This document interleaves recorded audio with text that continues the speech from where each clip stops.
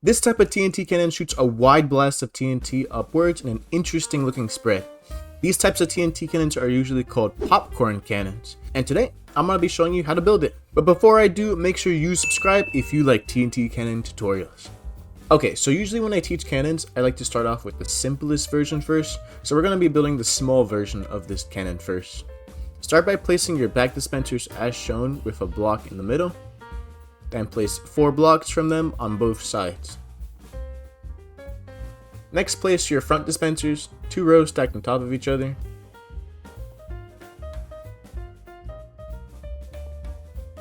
And now we're going to break these blocks on the floor, soul sand on these 3 spots, and place a fence here and a pressure plate on the ends of the soul sand. Now place water on all the soul sand and in the back of the cannon. Okay, time to place the redstone. Cover the back dispensers and put one on the front. Using this, you can place a block on the edge of the redstone. Then jump onto the front and place the rest of the blocks and the rest of the redstone. Finally, all we need is a lever here and on the front. Okay, and we're finished. Now to fire it, flick the back lever, place 2 redstone torches under the front blocks, and then flick the lever to stop the TNT from spawning. After this first shot, just leave the torches there, and now firing is just as easy as flicking the back, triggering the front, and then turning it off after a bit. So now you might be thinking, what makes this any different from a ladder cannon? So side by side here we have the popcorn cannon and a ladder cannon. Observe when we fire the ladder cannon, the shot looks very concentrated and clumped together. Versus when we fire the popcorn cannon, the TNT pieces are way more separate from each other, and there's a lot more variance to where they end up. This is because in the ladder cannon, the TNT just loses all velocity when it hits the bottom, so a lot of the TNT just ends up in the same place. But with a popcorn cannon, not only does the TNT keep moving vertically, it also has the freedom to keep moving horizontally as well. This leads to every piece of TNT spawn being in a slightly different place when the cannon fires, which is why the shots look so spread apart. Secondly, this cannon also gives us a lot more freedom in modifying it. So look at this ladder cannon. I've made it too wide now. Now, some of you may already know this is not something you want to do. The collision for the ladders is only on the side of the block that it's on.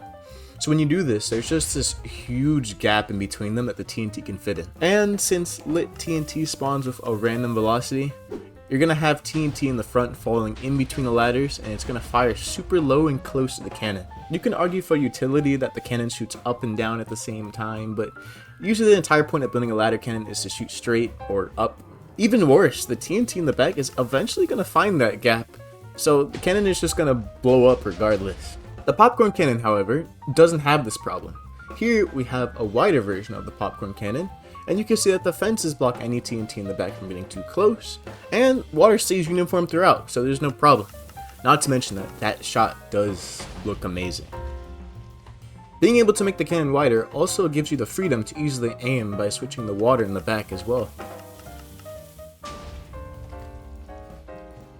Now, one note that I have for people who like to build cannons fast, if you don't want to have to go to the trouble of breaking blocks in the front to place the soul sand and stuff, you can opt to place some blocks to raise the back of the cannon one above the ground, and that way you can just easily place the blocks on the flat surface without having to break anything. Finally, this is how they look if you were to full auto or semi-auto the cannon, and may I just say that looks incredible. Check out the semi-auto tutorial or auto cannon tutorial if you don't know how to do that yet. Now you know how to build a popcorn TNT cannon. And I really love these type of cannons, they're just so fun to look at. And so I hope to see them used in Tntwars if that's possible. Make sure you subscribe and like the video for more TNT cannon content, and I will see you in the next video. Thanks for watching.